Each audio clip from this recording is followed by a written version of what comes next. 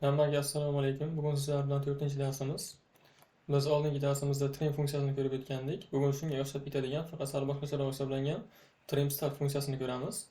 Trim start trim bilan deyarli bir xil ishlaydi, faqat trim bizga faqat boshidagi va oxiridagi 5 joylarni olib tashlashda probellarni.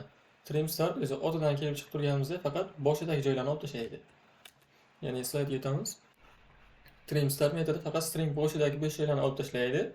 Oxiridagi 5 joylarga ta'sir qilmaydi. Ya'ni bizga turgan mana bu yerdagi 5 joy umuman ta'sir qilmaydi bu yerdagiga. Asl stringni o'zgartirmaydi, balki yangi string qaytaradi. Ishlatilish o'rinlari faqat boshida 5 joy bo'lsa va uni olib tashlash kerak bo'lsa ishlatilishi mumkin. Kodni kopiya qilib olaman.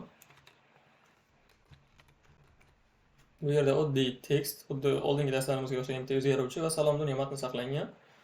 Bu yo'g'iga trim text o'zgaruvchi e'lon qilingan va trim start funksiyasi chaqirilgan, ya'ni metodi.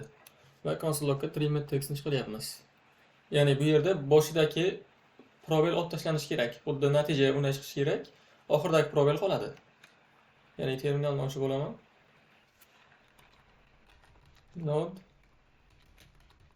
strings.js. Salom dunyoni boshidagi probel olib tashlandi. Boshiga probel bor edi. Bu yerda yo'q. Endi oxiridagi probelni ko'rsata olmayman, chunki tanlaganim bilan bu to'g'ri ketaveradi terminalda. Bu o'zgaruvchini kommentariyaga olib tekstni o'zini chiqaradigan bo'lsak, mana boshidagi probelni ko'rishimiz mumkin. Ya'ni bizlarda faqat trim textga tekst o'zgaruvchisini qiymatini yuklab, uni bo'sh joyini olib tashladik. Ya'ni asl stringga tekkanimiz yo'q.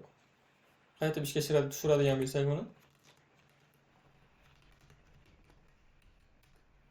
Salom dunyo, ya'ni boshidagi probellar olib tashlanib, konsolga chiqarildi. Bugungi darsimiz shu edi, hammaga rahmat.